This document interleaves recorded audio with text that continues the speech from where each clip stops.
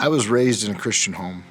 In fact, one of my earliest memories is being in second grade and waiting out in front of my house for the church bus to pick me up in my suit. It was a brown suit and had white pinstripes on it. Thanks, Mom. I continued to go to church through junior high and high school, but just like school, I never took church very seriously. I got in more than a little trouble in school and church. From the school district ordering anger management counseling to having to go to school in a different district, I didn't make it easy on myself. In high school, I would go to the Fellowship of Christian Athletes meetings at school if they were having pizza, or I'd go to a church camp because my buddies were going and I got to leave town for a week, but none of those activities were because I wanted God or took Christianity very seriously. In fact, I even got sent home from a church camp. Needless to say, my idea of what it meant to be a Christian was definitely shallow. I always believed in God, but not in the kind of way that changes your life. I just basically assumed that as long as I'm not pillaging and plundering, then God was cool with me and I was cool with God. After all, I would tell myself, I was no Mother Teresa, but at least I'm not Hitler. Then when I was about 19, I heard a pastor quote an author named C.S. Lewis. The quote says, "I didn't go to religion to make me happy. I always knew a bottle of port would do that. If you want a religion to make you really comfortable, I certainly don't recommend Christianity." And then he asked the congregation, "So why are you a Christian?" And all of a sudden, it dawned on me. I realized I knew that I believed in God, but I didn't know why I believed in God. Wouldn't you know it, a friend of mine who's not a Christian randomly gave me a book by C.S. Lewis called Mere Christianity. It basically tells the story of how Lewis went from being an atheist to becoming a follower of Jesus.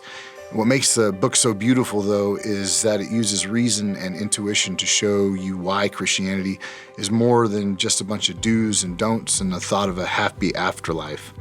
Christianity actually makes the most sense of the world as we know it, because Christianity is true.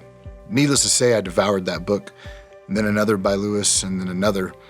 Around this time, a mentor who introduced me to Christian music also introduced me to something called apologetics. I learned that there were all sorts of really, really smart people on this earth, both past and present, who spent their lives studying and making evidence-based arguments for the truth of the Christian faith, using things like philosophy and science. Pretty soon, I found myself having to actually buy a bookshelf for the first time in my life. And I don't say this to boast, I say this as someone who barely graduated high school. But something happened in me. As the years went on, I started learning to love God with my mind. And of all things, the learning started to change my heart.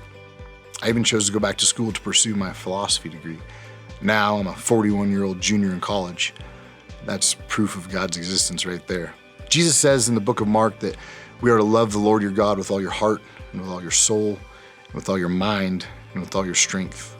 Nobody gets through this human experience without facing things that test your faith, and I'm no exception.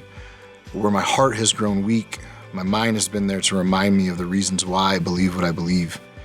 In the same way, when my mind has had doubts, my heart and soul have been there to remind me of God's still small voice and unwavering love. When people ask me why I'm a Christian now, my answer is always the same. I'm a Christian because it's true.